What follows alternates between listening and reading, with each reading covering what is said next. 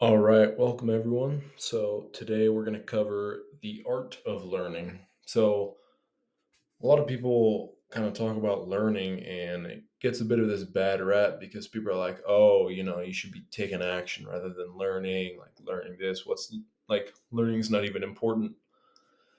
But the key concept is learning determines the value of your work, right?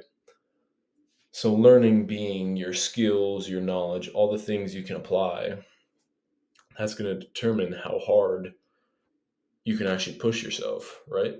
Because if you only know so much, it doesn't matter how high your productivity gets. It doesn't matter how much deep work you can do, any of these things. It's the knowledge that's going to determine that.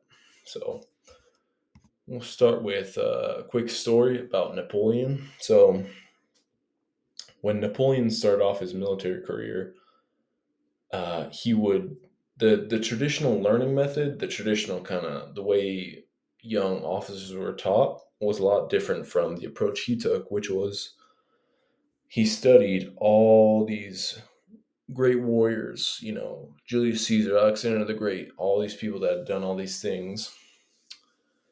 And he also studied things such as mathematics, geography, all these things that would give him an edge rather than being super rigid, which is how the French did it for most people. So at the Battle of Austerlitz, I hope I'm pronouncing that correctly.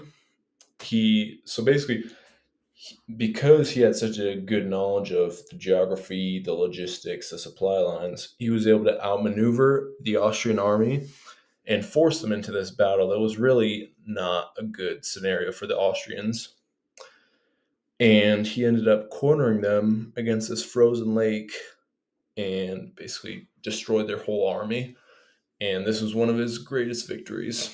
But it all came from the principles he had extracted from studying great warriors and from also his knowledge of the terrain, the geography, that he used the math to calculate the cannon trajectories, all these things. So you can see that it's really the knowledge that plays the key role in this. It's not the manpower, it's not the discipline. It's like all those things obviously play a role, but his knowledge is what allowed him to be creative and copy the principles he's learned from all these people he studied and get this big win.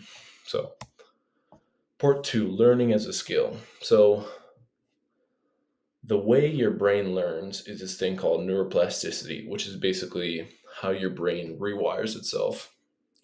It basically creates new mental pathways, new neural connections, and that's how you store the material. So, in order to achieve this, we'll have a three-step protocol. So, step one will be exposure to the material. And here it's key to have attention and focus because this is going to signal to your brain, hey, this is important. We need to store this. And if you don't have those two things, your brain's kind of just going to disregard it and push it to the side.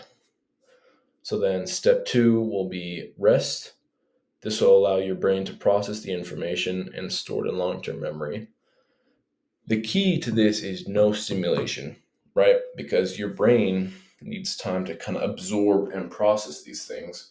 But if you're constantly bombarding it with new information, new stimulation, then it's never going to have the time to step back and process it into the long term memory.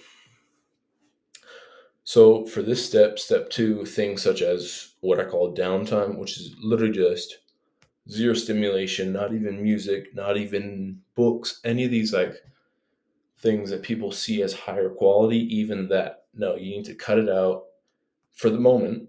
It doesn't have to be forever, but for 30 minutes, 10 minutes, whatever you can afford during your day of just downtime and let your brain kind of reset, refocus, and process the information.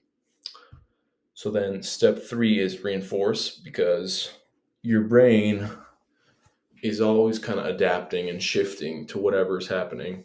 So if you don't use this knowledge, if it just kind of sits there, over time, your brain is going to be like, well, okay, we don't need this. So let's get rid of it and make room for other things.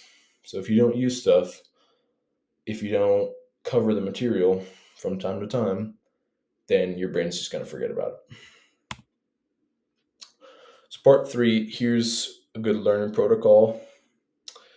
The Pareto principle, also known as the 80-20 rule, is pretty common. It's pretty well known. So basically, when learning things, we need to take this approach to do so in an efficient way because we don't have all the time in the world. We want to be efficient. That way, we can get the knowledge we need and kind of have this structure. So the first step is you lay the foundation, right? You build an 80-20 framework. What does that mean? You try and find the key concepts and key ideas of whatever you're trying to learn, and you kind of summarize it into, I don't know, 2, 3, 4, 5, maybe max main things, right? And then when you're building this outline, you're going to have natural questions. Okay, so this, but why that? Why not this? So that's step two, right? You make all these connections between things in your foundation, and you answer. So these are going to be personal to you, right? That's the key thing. And so you're going to answer these questions, and you're going to build that framework. And then step three is reinforce and refine. So refine your model to suit you, right? Have this mental model, this 80-20 framework, along with your connections. And as you use it, as you use the material, there's still going to be new things that come in and out. And so as you do this, you'll refine the model with new things. And this will also do what we covered in the last step, right? Step three here, reinforcing. So this will make sure that you don't forget the material, that you actually remember it, that your brain doesn't get rid of it. So that's the learning protocol. Now, part four, mental mastery. So the way I do these things is I kind of look through history and I look at people who had really unusual rates of success and kind of how they achieved that, right? I'm not some like scientist get that knows all. No, like what I do is I look through history, I find common principles, common patterns, simple as that. And then what I've done is I've put these all into a program. It's called Mental Mastery. It's really something I developed for myself, and I just wanted it to be more productive. And then I decided to sell it. So it's $25. It's a one-time purchase, no subscription thing. If you're interested, there's the link in the description. But anyway, that's all for today. I hope you guys enjoyed. Thank you.